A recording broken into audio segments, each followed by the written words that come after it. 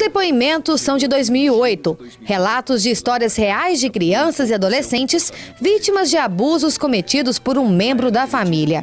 Os nomes são fictícios, com o intuito de preservar a imagem dessas crianças. O Lucas tem 4 anos. Ele chegou ao Cevan em junho de 2008, encaminhado pelo Conselho Tutelar. Bastante retraído e com uma tristeza preocupante para a idade, o Lucas ainda tem bloqueio em falar sobre o passado tão recente. Ele foi agredido sexualmente pelo tio por 2 vezes, tendo que ser submetido a 2 cirurgias que o deixou inconsciente em uma UTI por 10 dias. Ele não quis falar e é compreensível. Ele confia apenas em um amigo, que trata como um anjo da guarda. Com 4 anos de idade, o Lucas já conhece o inferno e morre de medo de gente. O vídeo foi produzido pelo Cevan, Centro de Valorização da Mulher, abrigo que hoje é um dos únicos no estado que recebe e dá apoio por tempo indeterminado para mulheres, crianças e adolescentes vítimas de violência doméstica, abuso sexual ou abandono.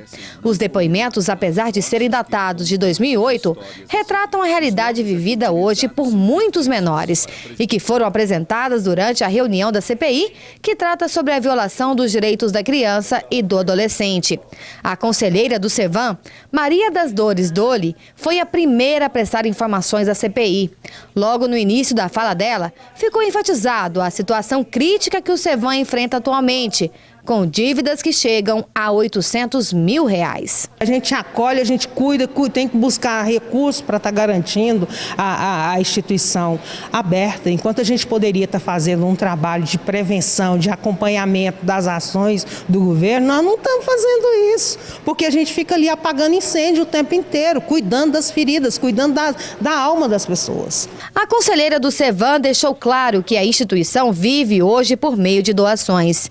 Doli criticou a falta de políticas públicas destinadas à garantia dos direitos da criança e do adolescente e foi enfática sobre a omissão do poder público. Hoje o Cevan continua com suas portas abertas porque nós temos uma rede de voluntários muito forte.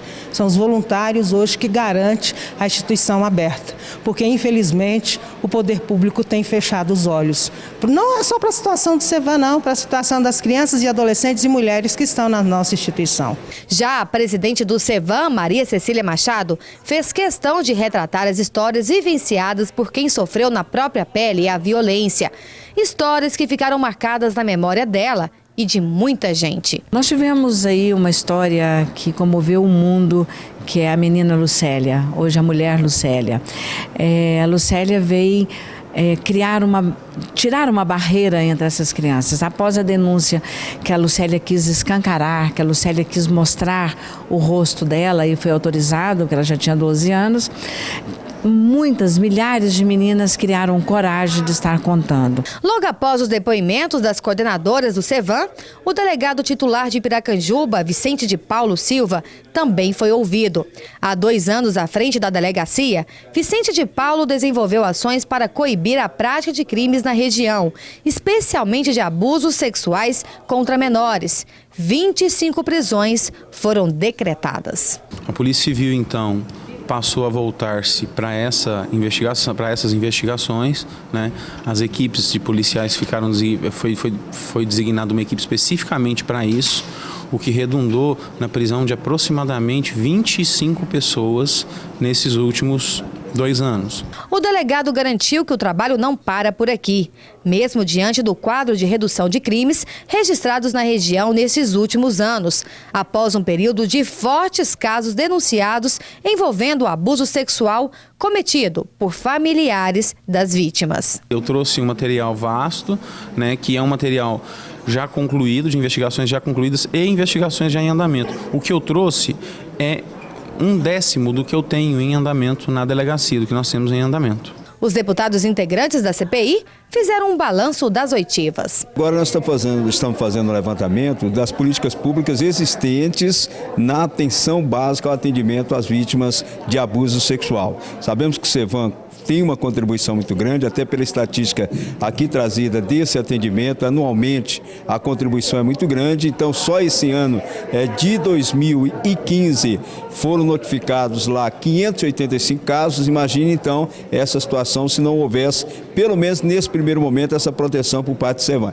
O último depoimento, a meu ver, que foi um requerimento nosso, do meu colega, Dr. Vicente, delegado de Piracanjuba, o qual se deparou com um dos piores casos que já aconteceram no Brasil, que foi o de uma família onde o irmão mais velho abusava dos 4 irmãos mais novos e depois foi descoberto que esse fato acontecia com a conivência dos pais e que essas crianças eram colocadas para serem exploradas sexualmente por várias pessoas da cidade, que já foram presas, inclusive ex-vereador, ex-candidato a prefeito, demonstrando aí o poder político e econômico também como fator preponderante na exploração sexual de crianças. Segundo a relatora da comissão, deputada Isaura Lemos, do PCdoB, os trabalhos da CPI devem ser prorrogados. Já estão agendados novos depoimentos e audiências regionais.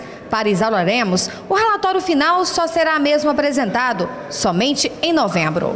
Nós estamos viajando por todo o estado, várias audiências regionais, centenas de conselheiros tutelares, professores, profissionais da saúde, juízes, promotores, delegados participando das audiências. E eu creio que para a confecção do relatório com mais consistência, nós vamos precisar de um tempo maior, inclusive para a própria comissão se apropriar do conteúdo do relatório e chegarmos a propostas importantes para realmente melhorarmos a situação de abuso sexual, combater a violência contra crianças e adolescentes.